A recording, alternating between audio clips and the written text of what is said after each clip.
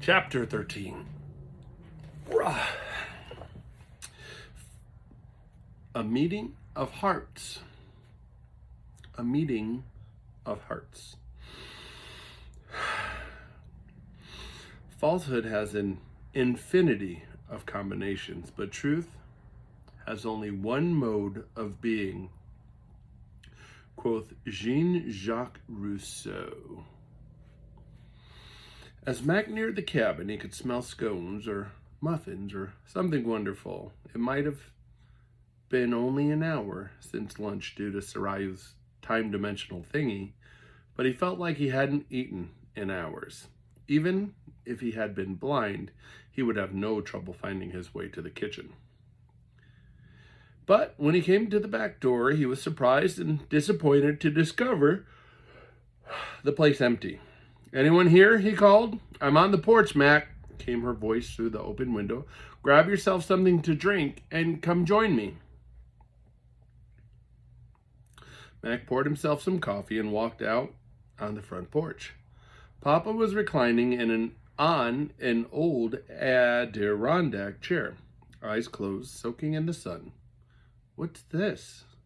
God has time to catch a few rays? Don't you have anything better to do this afternoon?" "Mac, you have no idea what I'm doing right now." There was another chair on the opposite side, so he stepped over it. Excuse me.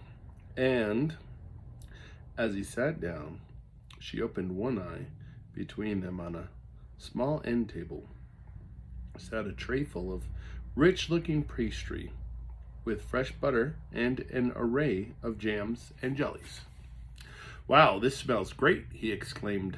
"Dive in. It's a recipe I borrowed from your own great-great-grandma. Made it from scratch, too," she grinned. Mac wasn't sure what made it from scratch might mean when God was saying it, and decided to leave well enough alone. He picked up one of the scones and bit into it without anything on it. It was still warm from the oven and fairly melted in his mouth. "Wow, that is good, thank you." "Well, you'll have to thank your great-grandma when you see her." "I'm rather hoping," Mac said between bites, "that won't be too soon."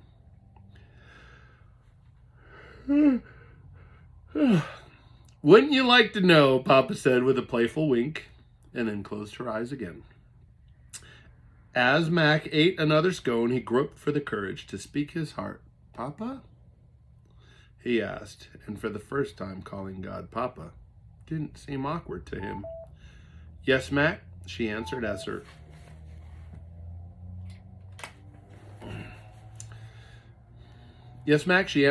eyes opened and she smiled with delight. "I've been pretty hard on you." Sophia must have gotten to you." "Did she ever? I had no idea I had presumed to be your judge. It sounds so horribly arrogant." "That's because it was," Papa responded with a smile. "I am so sorry. I really had no idea." Max shook his head sadly. "But that is in the past now, where it belongs. I don't even want your sorrow for it, Mac. I just want us to grow on together without it." "And I want that too," Max said, reaching for another scone. "Aren't you going to eat any of these?" Excuse me. "Ah, you go ahead. You know how it is. Start cooking and tasting this and that, and before you know it, you used up your whole appetite. You enjoy." And she nudged the tray toward him. He took another and sat back to savor it. "Jesus said it was your idea to give me some time with Missy this afternoon. I can't begin to find the words to thank you for that." "Ah, you're welcome, honey. It gave me great joy, too. I was so looking forward to putting you two together. I could hardly stand it." "I wish Nan could have been here for that." "That would have made it perfect," Papa agreed with excitement. Max sat in silence, unsure what she meant or how to respond. Isn't Missy special? She shook her head back and forth. My. I'm especially fond of that one. Me too, Mac beamed and thought of his princess behind the waterfall. Princess? Waterfall. Wait a minute. Papa watched as the tumblers fell into place. Obviously, you know about my daughter's fascination with waterfalls, and especially the legend of the Multnomah princess. Papa nodded. Is that what this is all about? Did she have to die so you could change me? Whoa there, Mac, Papa leaned forward. That's not how I do things. But she loved the story so much. Of course she did. That's how she came to appreciate what Jesus did for her and the whole human race. Stories about a person willing to exchange their life for another are a golden thread in your world, revealing both your need and my heart. But if she hadn't died, I wouldn't be here now. Mac? Excuse me. Just because I work incredible good out of unspeakable tragedies doesn't mean I orchestrate the tragedies. Don't ever assume that my using something means I caused it or that I need it to accomplish my purposes.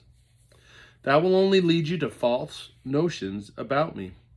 Grace doesn't depend on suffering to exist, but where there is suffering, you will find grace in many facets and colors.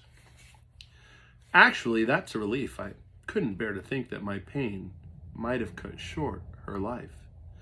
She was not your sacrifice, Mac. She is and will always be your joy. That's enough purpose for her. Mac settled back in his chair, surveying the view from the porch.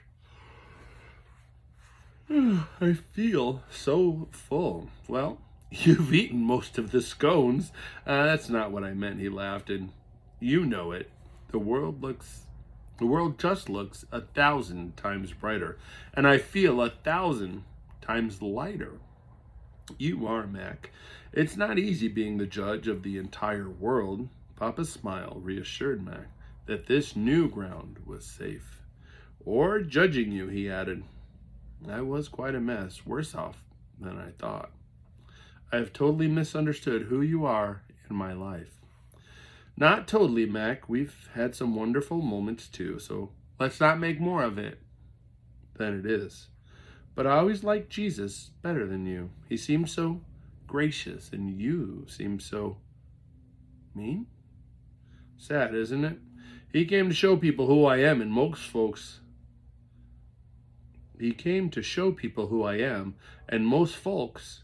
only believe it about him.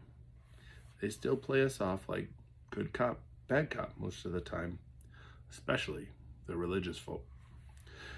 When they want people to do what they think is right, they need a stern God. When they need forgiveness, they run to Jesus. Exactly, Max said with a point of his finger. But we were all in him. He reflected my heart exactly. I love you and invite you to love me. But why me? I mean, why Mackenzie Allen Phillips? Excuse me. Oi! Allergies and runny noses.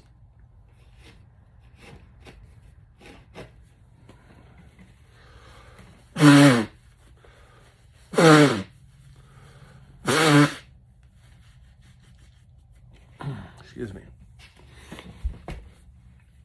Maybe we'll edit out someday, or you just skip it.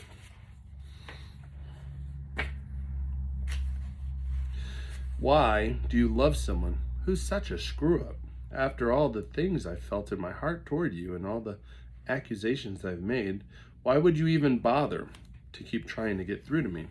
Because that is what love does, answered Papa. Remember, Mackenzie, I don't wonder what you will do or what choices you will make. I already know. Let's say, for example, I'm trying to teach you how not to hide inside of lies, Hypothetically, of course, she said with a wink. And let's say that I know it will take you 47 situations and events before you will actually hear me, that is, before you will hear clearly enough to agree with me and change. So when you don't hear me the first time, I'm not frustrated or disappointed, I'm thrilled. Only 46 more times to go, and that first time will be a building block to construct a bridge of healing that one day, that today, you will walk across. Okay, now I'm feeling guilty, he admitted. Let me know how that works for you, Papa chuckled. Seriously, Mackenzie, it's not about feeling guilty.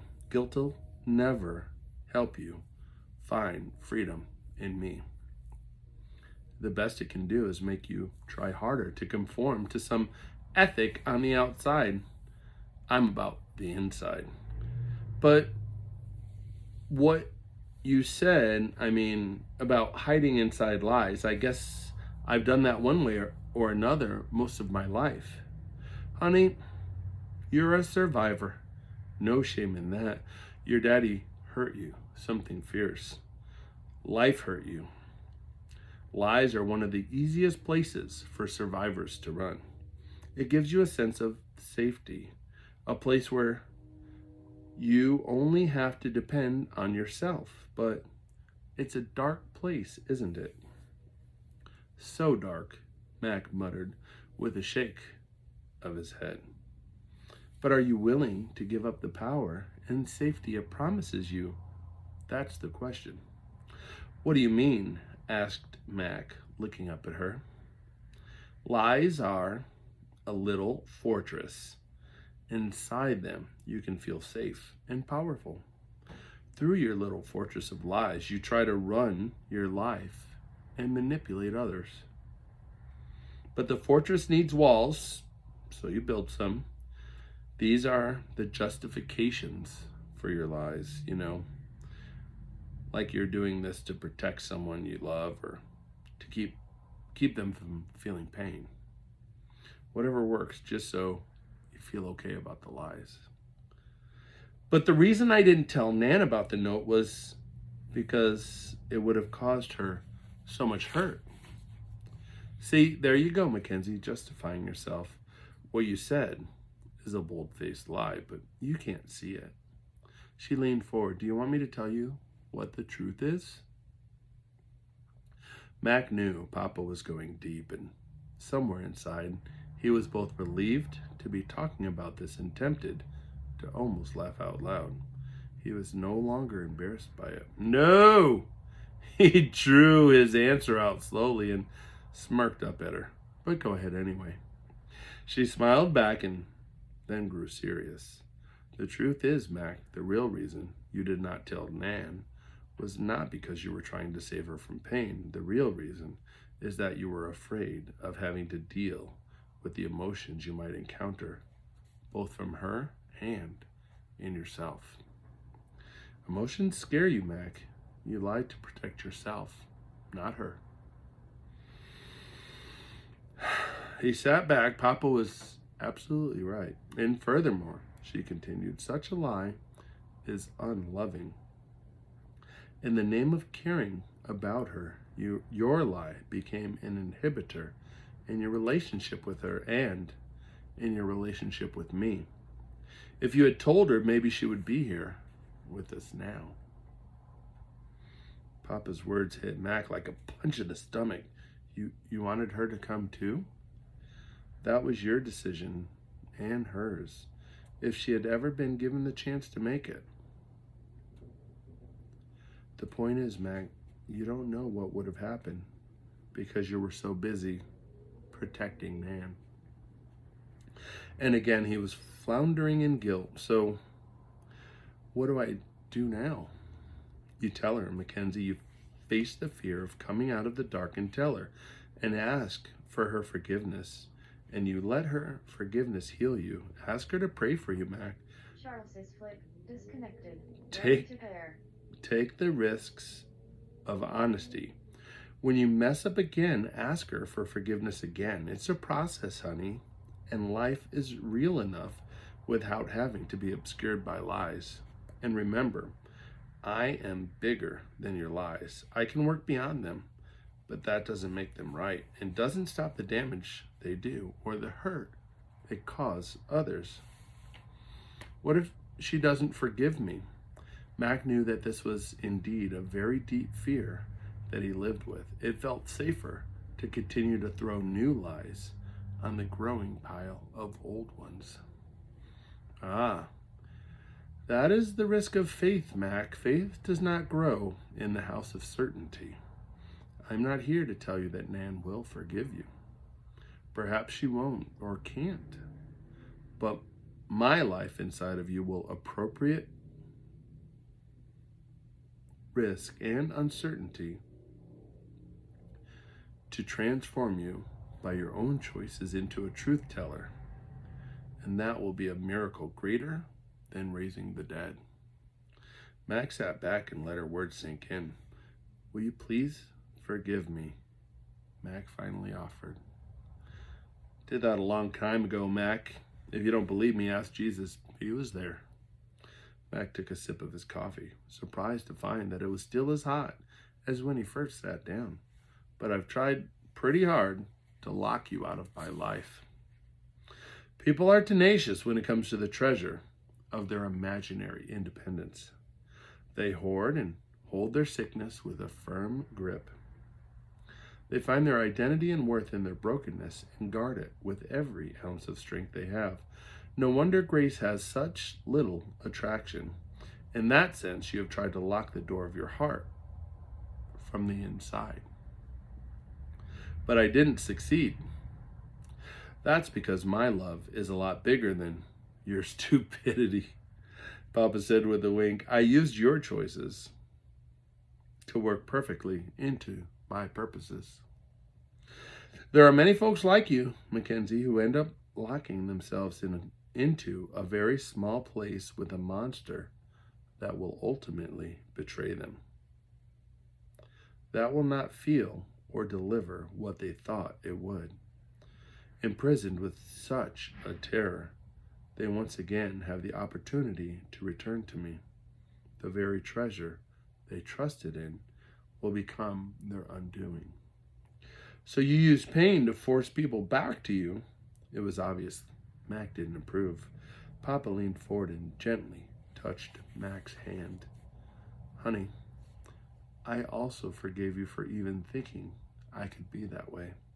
I understand how difficult it is for you, so lost in your perceptions of reality, and yet so sure of your own judgments, to even begin to perceive, let alone imagine, who real love and goodness are. True love never forces. She squeezed his hand and sat back.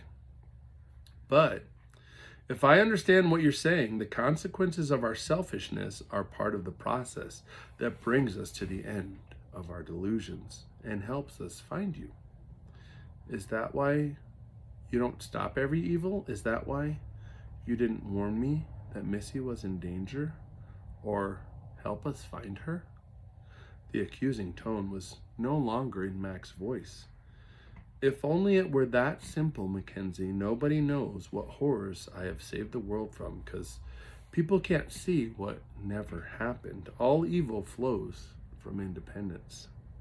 And independence is your choice. If I were to simply revoke all the choices of independence, the world as you know it would cease to exist, and love would have no meaning. This world is not a playground where I keep all my children free from evil. Evil is the chaos of this age that you brought to me. But it will not have the final say. Now it touches everyone that I love, those who follow me and those who don't. If I take away the consequences of people's choices, I destroy the possibility of love. Love that is forced is no love at all. Mac rubbed his hands through his hair and sighed. It's just so hard to understand. Honey, Let me tell you one of the reasons that it makes no sense to you. It's all because you have such a small view of what it means to be human. You and this creation are incredible, whether you understand that or not. You are wonderful beyond imagination. Just because you make horrendous and destructive choices does not mean you deserve less respect for what you inherently are. The pinnacle of my creation and the center of my affection. But, Max started, and also she interrupted, don't forget that in the middle of all your pain and heartache, you are surrounded by beauty, the wonder of creation, art, your music and culture, the sounds of laughter and love, of whispered hopes and celebrations, of new life and transformation, of reconciliation and forgiveness.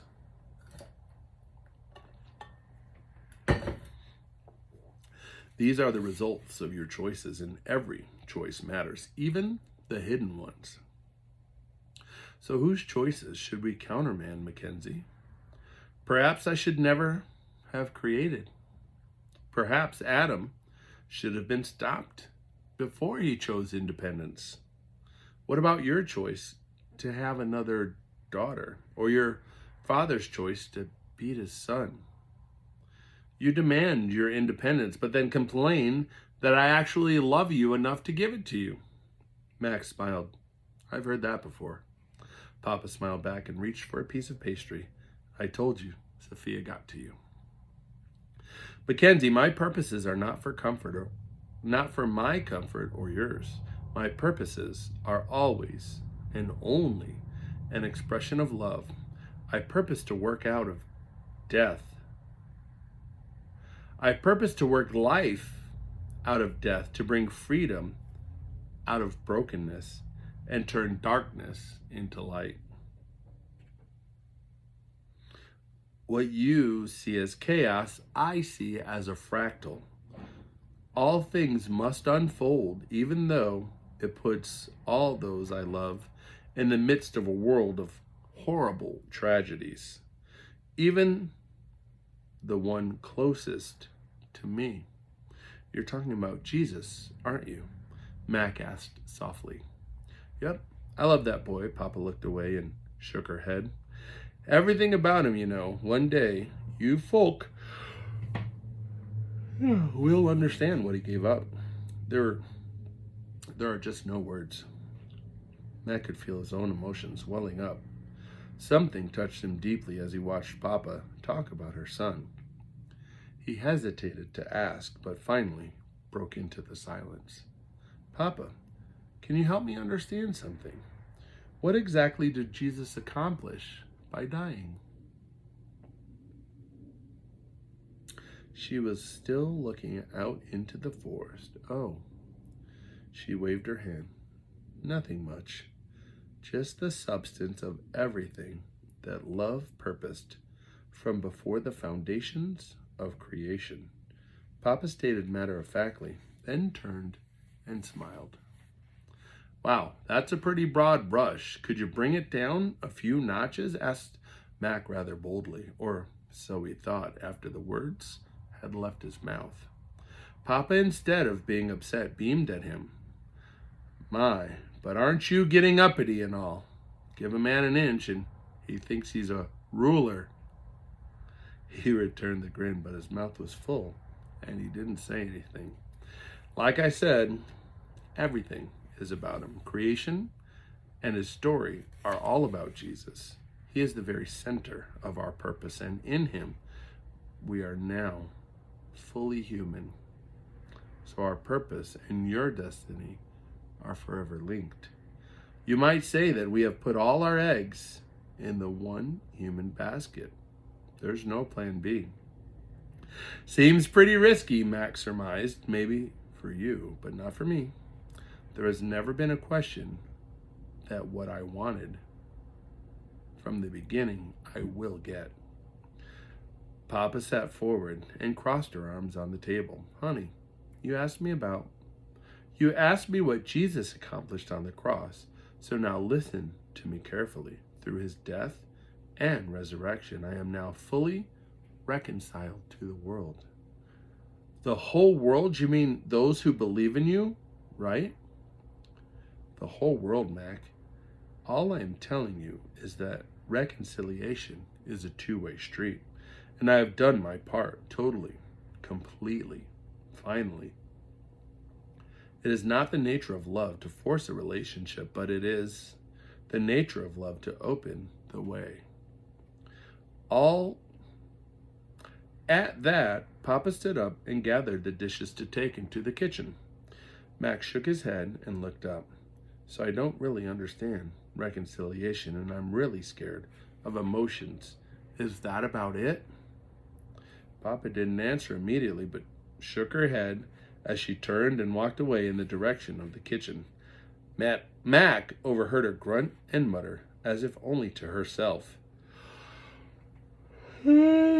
Men, such idiots sometimes. He couldn't believe it. Did I hear God call me an idiot? He called through the screen door. He saw her shrug before disappearing around the corner, and then he heard her yell back in his direction. If the shoe fits, honey. Yes, sir, if the shoe fits. Mac laughed and sat back. He felt finished. His brain tank was more than full, as was his stomach. He carried the rest of the dishes to the kitchen and placed the stack on the counter, kissed Papa on the cheek, and headed for the back door. 14.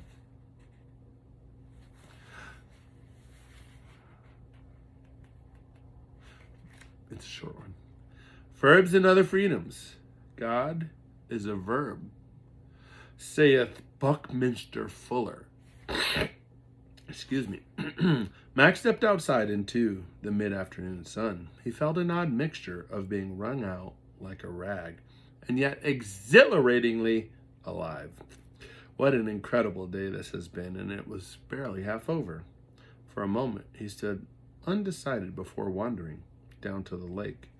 When he saw the canoes tied up to the dock, he knew it would probably forever be bittersweet, but the thought of taking one out on the lake energized him for the first time in years. Untying the last one at the end of the dock, he gingerly slid into it and began paddling toward the other side. For the next couple of hours, he circled the lake, exploring its nooks and crannies. He found 2 rivers and a couple of creeks that either fed from above or emptied down toward the lower basins, and he discovered a perfect spot to drift and watch the waterfall. Alpine flowers blossomed everywhere, adding splashes of color to the landscape. This was the most calm and consistent sense of peace that Mac had felt in ages, if ever. He even sang a few songs, a couple old hymns and a couple old folk songs, just because he wanted to. Singing was also something he had not done in a long time. Reaching back into the distant past, he began to voice the silly little song he used to sing to Kate. Katie, beautiful Katie, you're the only one that I adore. He shook his head as he thought about his daughter, so tough, but so fragile. He wondered how he might find a way to reach her heart.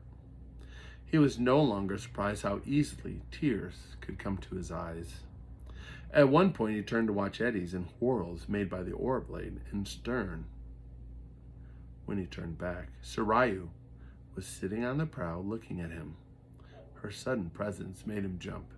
"Geez," he exclaimed, "you startled me." "I'm sorry, Mackenzie," she apologized, "but supper is almost ready, and it's time to invite you to make your way back to the shack." "Have you been with me the entire time?" inquired Mac, a little ramped from the adrenaline rush. "Of course, I'm always with you." "Then how come I didn't know it?" asked Mac. "Lately, I've been able to tell you. I've been able to tell when you're around." "For you to know or not," she explained, "has nothing at all to do with whether I'm actually here or not. I am always with you. Sometimes I want you to be aware in a special way, or intentional." Mac nodded that he understood and turned the canoe toward the distant shore and the shack. He now distinctly felt her presence in the tingle down his spine. They both smiled simultaneously. Will I always be able to see or hear you like I do now, even if I'm back home? Sarayu smiled. Mackenzie, you can always talk to me, and I will always be with you, whether you sense my presence or not. I know that now, but how will I hear you?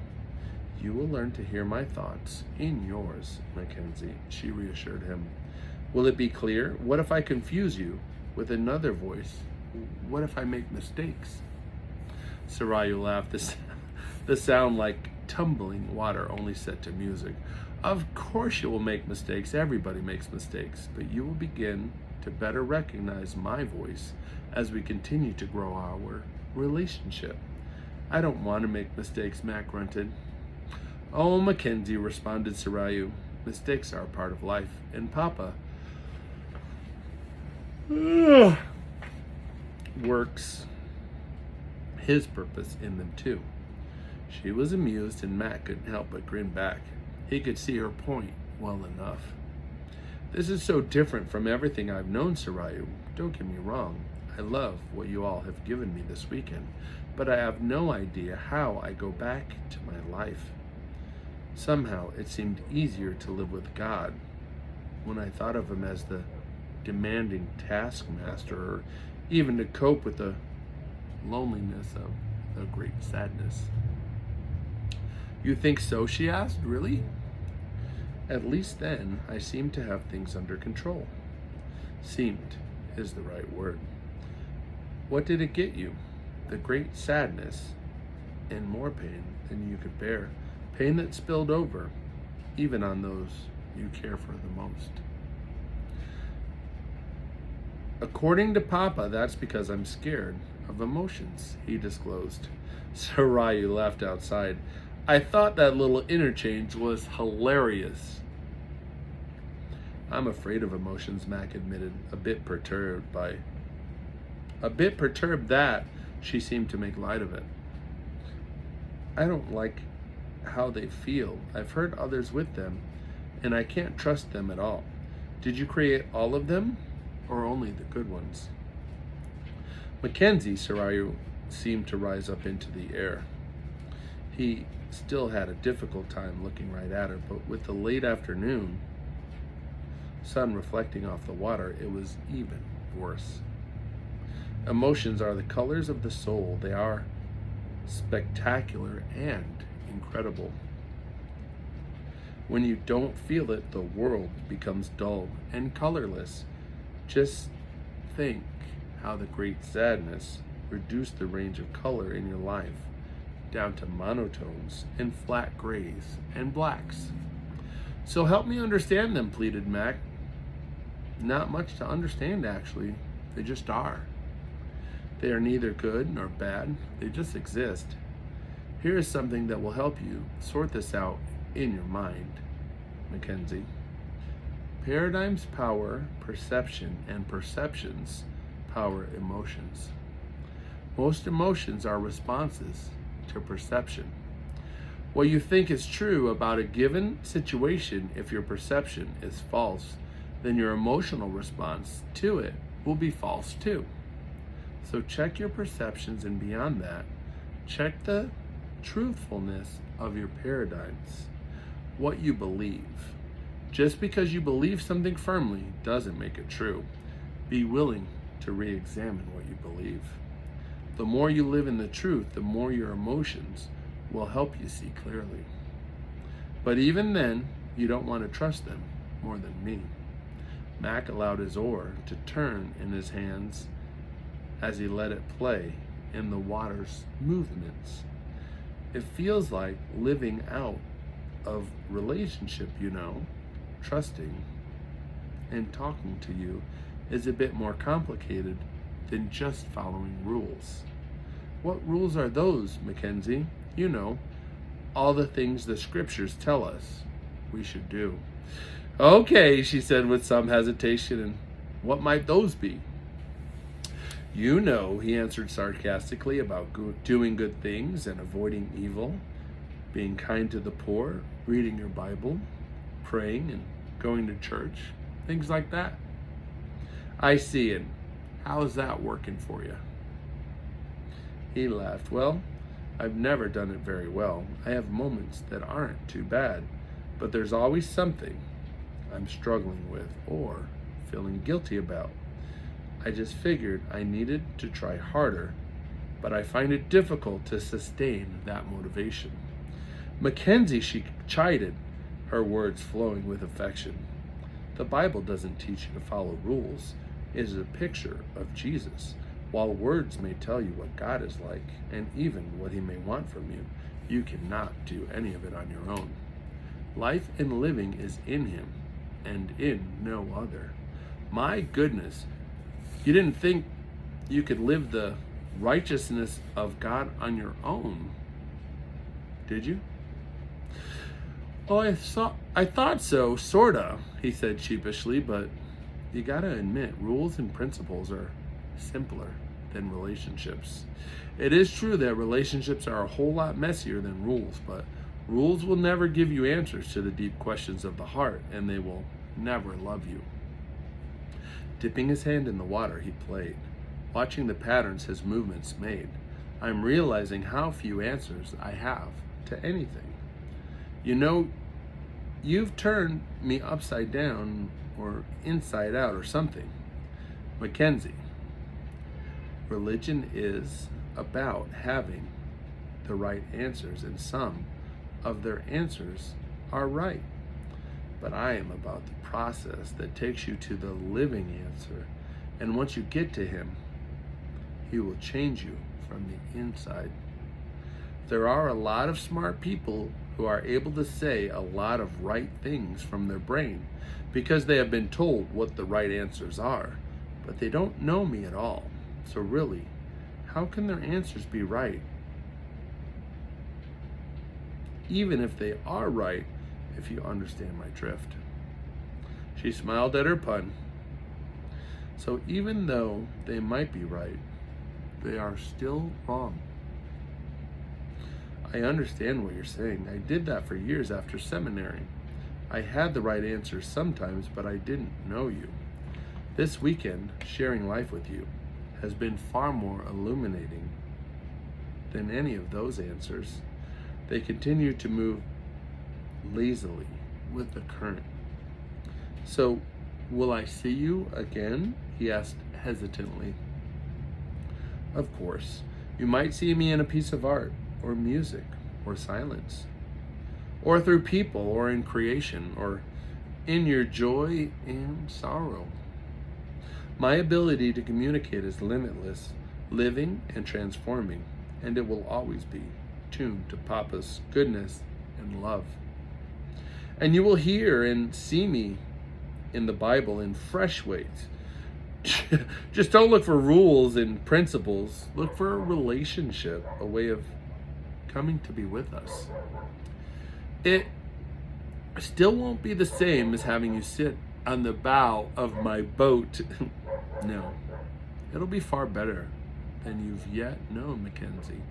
And when you finally sleep in this world, we'll have an eternity together, face to face. And then she was gone, although he knew she was not really. So please help me live in the truth, he said out loud. Maybe that counts as a prayer, he wondered. And there's some patterns.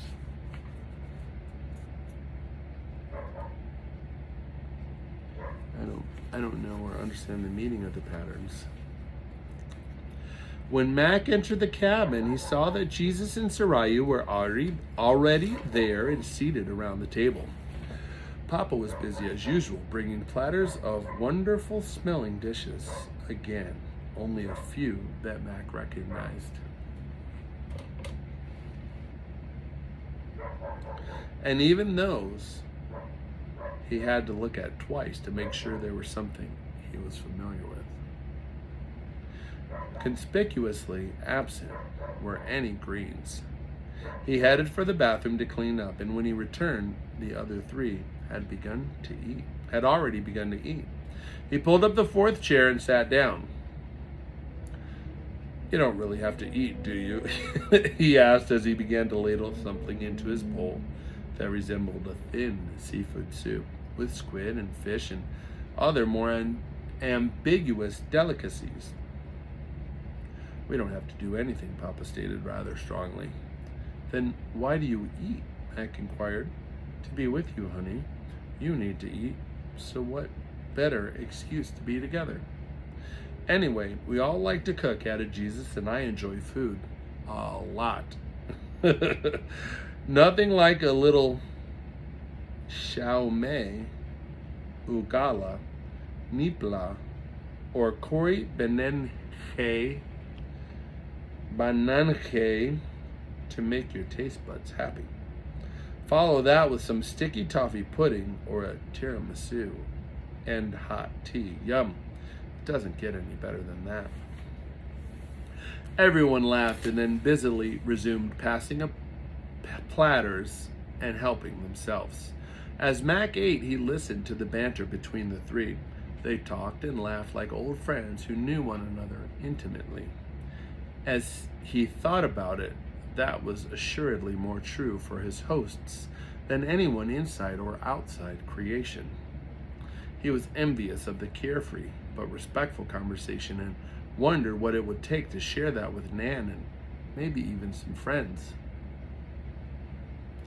Again, Mac was struck by the wonder and sheer absurdity of the moment. His mind wandered through the incredible conversations that had involved him during the previous 24 hours. Wow. He had only been there one day? And what was he supposed to do with all this when he got back home? He knew that he would tell Nan everything. She might not believe him, and not that he would blame her. He probably wouldn't believe any of it either. As his mind picked up speed, he felt himself withdrawing from the others. None of this could be real. He closed his eyes and tried to shut out the exchanges going on around him. Suddenly, it was dead silent. He slowly opened one eye, half expecting to be waking up at home. Instead, Papa, Jesus, and Sarayu were all staring at him with silly grins plastered to their faces. He didn't even try to explain himself. He knew that they knew. Instead, he pointed to one of the dishes and asked, "Could I try some of that?" The interactions resumed, and this time he listened, but again, he felt himself withdrawing. To counteract it, he decided to ask a question. "Why do you love us humans?" I suppose As he spoke, he realized he hadn't formed his question very well. "I guess what I want to ask is, why do you love me when I have nothing to offer you?" "If you think about it, Mac," Jesus answered, "it should be very freeing to know that you can offer us nothing, at least not anything that can add or take away from who we are. That should alleviate any pressure to perform." "And do you love your own children more when they perform well?" added Papa. "No, I see your point," Mac paused, "but I do feel more fulfilled because they are in my life." "Do you?" "No," said Papa, "we are already fully fulfilled within ourselves. You are designed to be in community as well, made as you are in our very image. So for you to feel that way about your children or anything that adds to you is perfectly natural and right. Keep in mind, Mackenzie, that I am not a human being, not in my very nature, despite how we have chosen to be with you this weekend. I am truly human in Jesus, but I am totally separate, other. But I am a totally separate other in my nature. You do know, of course you do," Max said apologetically, "that I can only follow that line of thought so far, and then I get lost and my brain turns to mush." "I understand," acknowledged Papa. "You cannot see in your mind's eye something that you cannot experience. Mac thought about that for a moment. I guess so. Whatever. See? Mush. When the others stopped laughing, Mac continued. You know how truly grateful I am for everything, but you've dumped a whole lot in my lap this weekend. What do I do when I get back? What do you expect of me now? Jesus and Papa both turned to Sarayu, who had a forkful of something halfway to her mouth.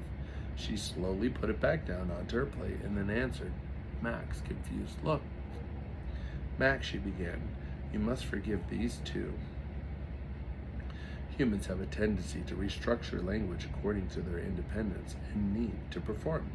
So when I hear language abused in favor of rules over sharing life with us, it is difficult for me to remain silent. As it must, added Papa. So what exactly did I say? Asked Mac, now quite curious. Mac, go ahead and finish your bite. We can talk as you eat.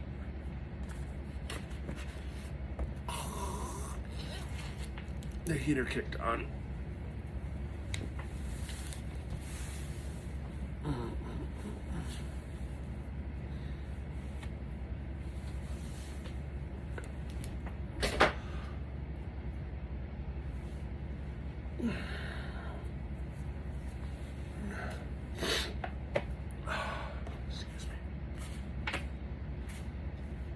Mac realized that he too had a fork halfway to his mouth. He gratefully took the bite as Sarayu began to speak. As she did, she seemed to lift off her chair and shimmer with a dance of subtle hues and shades, and the room was faintly filling with an array of aromas, incense-like and heady. Let me answer that by asking you a question. Why do you think we came up with the 10 Commandments? Again, Mac had his fork halfway to his mouth, but took the bite anyway while he thought of how to answer. Sarayu, I suppose at least I have been taught. That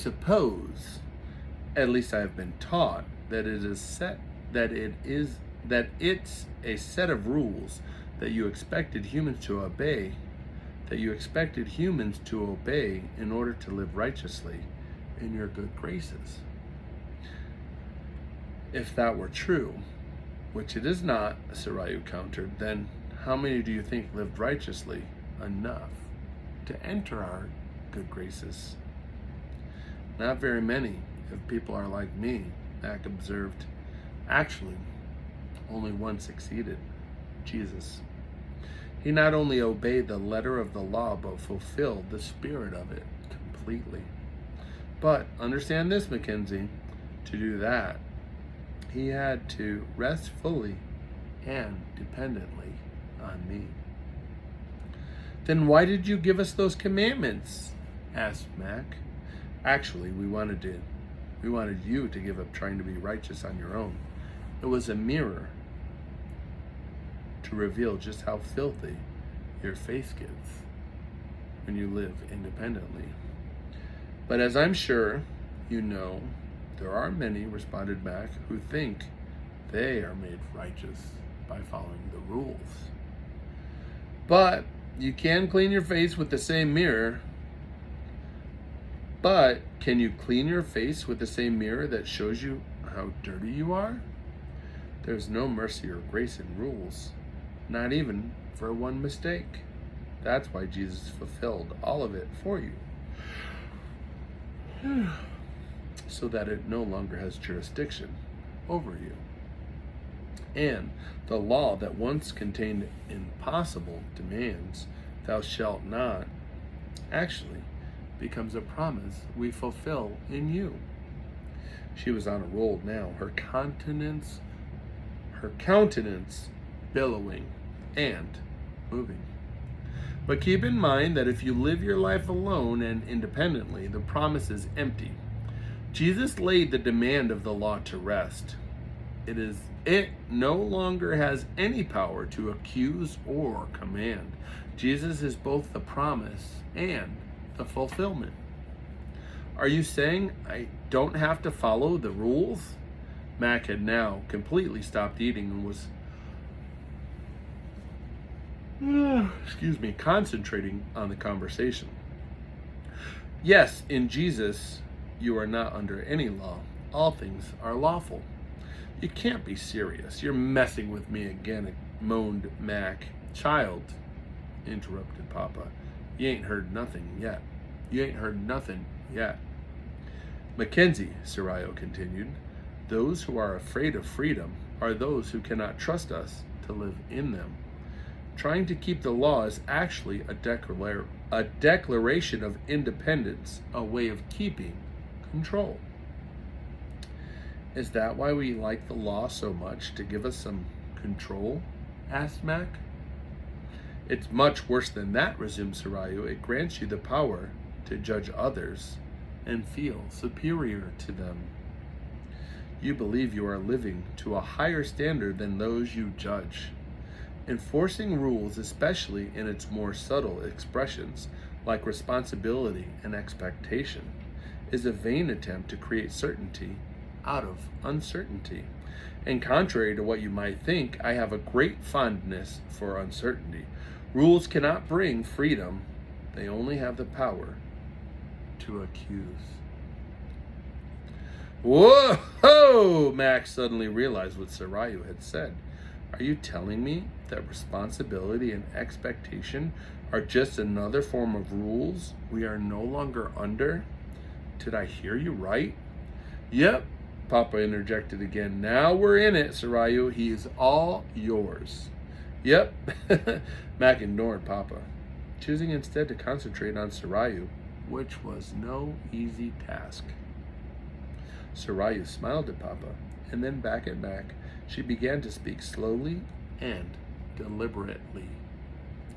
Mackenzie, I will take a verb over a noun anytime. She stopped and waited. Mac wasn't at all sure about what he was supposed to understand by her cryptic remark, and said the only thing that came to mind. Huh? Huh? She opened her hands to include Jesus and Papa. I am a verb. I am that I am. I will be who I will be. I am a verb. I am alive, dynamic, ever active and moving. I am a being verb. Mac felt like he had a blank stare on his face. He understood the words she was saying, but just wasn't connecting yet. And as my very essence is a verb, she continued, I am more attuned to verbs than nouns. Verbs such as confession, confessing, repenting, living, loving, responding, growing, reaping, changing, sowing, running, dancing, singing, and on and on. Humans, on the other hand, have a knack for taking a verb that is alive and full of grace and turning it into a dead noun or principle that reeks of rules. Something growing and alive dies. Nouns exist because there is a created universe and physical reality. But if the universe is only a mass of nouns, it is dead. Unless I am, there are no verbs, and verbs are what makes the universe alive. And Mac was still struggling, although a glimmer of light seemed to begin to shine into his mind. And this means what exactly? Sarayu seemed unperturbed by his lack of understanding. For something to move from death to life, you must introduce something living and moving into the mix. To move from something that is only a noun to something dynamic and unpredictable to something living in present tense is to move from law to grace. May I give you a couple examples? Please do, assented Mac. I'm all ears. Jesus chuckled, and Mac scowled at him before turning back to Sarayu. The faintest shadow of a smile crossed her face as she resumed. Then let's use your two words, responsibility and expectation. Before your words became nouns, they were first my words. Nouns with movement and experience buried inside of them. The ability to respond and expectancy.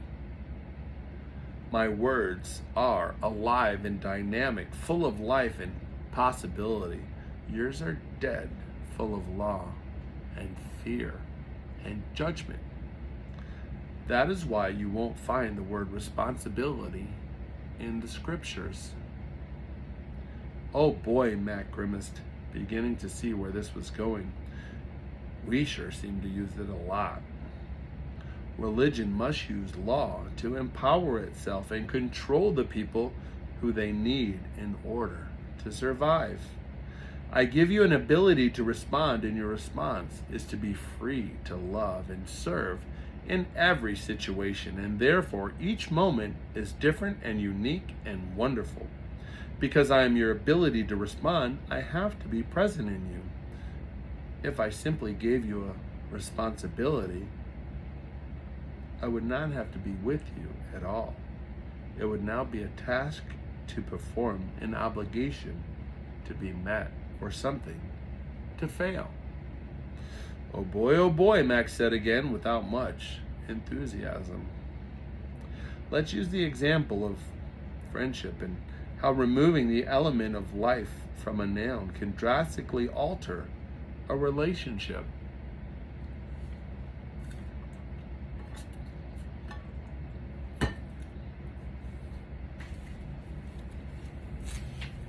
Mac, if you and I are friends, there is an expectancy that exists within our relationship. When we see each other or are apart, there is expectancy of being together, of laughing and talking. That expectancy has no concrete definition. It is alive and dynamic, and everything that emerges from our being together is a unique gift shared by no one else. But what happens if I change that expectancy to an expectation, spoken or unspoken? Suddenly, law has entered into our relationship. You are now expected to perform in a way that meets my expectations.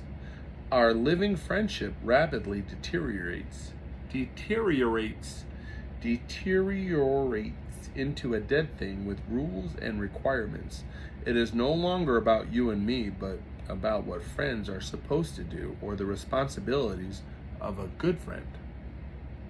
Or, noted Mac, the responsibilities of a husband or a father or employee or whatever. I get the picture.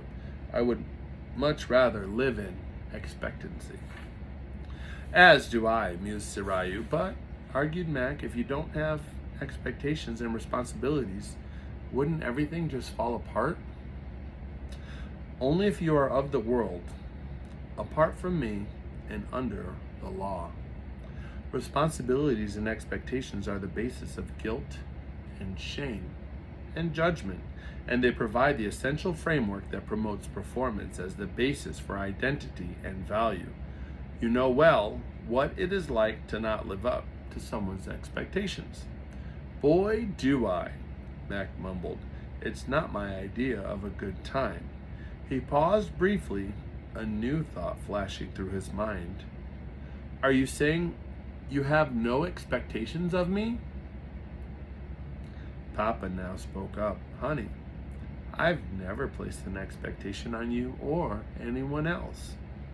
The idea behind expectations requires that someone does not know the future or outcome and is trying to control behavior to get the desired result.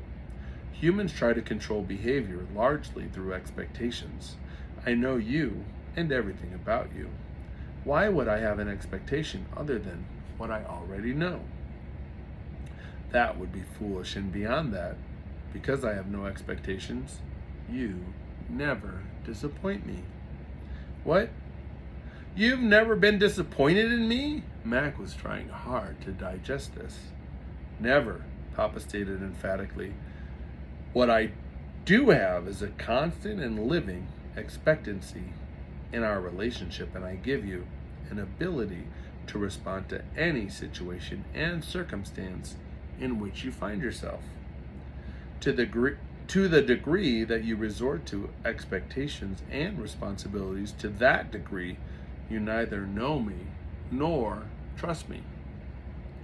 And, interjected Jesus, to that degree you will live in fear. But Mac wasn't convinced. But don't you want us to set priorities, God first and then whatever, followed by whatever? The trouble with living by priorities, Sarayu spoke, is that it sees everything as a hierarchy, a pyramid, and you and I already had that discussion. If you put God on the top, what does that really mean, and how much is enough? How much time do you give me before you can go on about the rest of your day, the part that interests you so much more? Papa again interrupted. You see, Mackenzie, I don't just want a piece of you and a piece of your life. Even if you were able, which you're not, to give me the biggest piece, that's not what I want. I want all of you and every part of you and your day. Jesus now spoke again. Mac, I don't want to be first among a list of values. I want to be at the center of everything.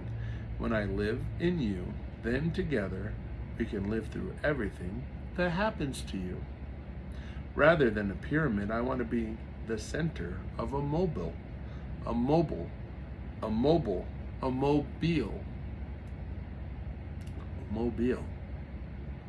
where everything in your life, your friends, family, occupation, thoughts, activities, is connected to me, but moves with the wind, in and out, and back and forth, in an incredible dance of being. And I, concluded Sarayu, I am the wind. She smiled hugely and bowed. There was a silence while Mac collected himself. He had been gripping the edge of the table with both hands as if to hold on to something tangible in the face of such an onslaught of ideas and images. Well, enough of all this, stated Papa, getting up from her chair. Time for some fun. You all go ahead while I put away the stuff that'll spoil. I'll take care of the dishes later.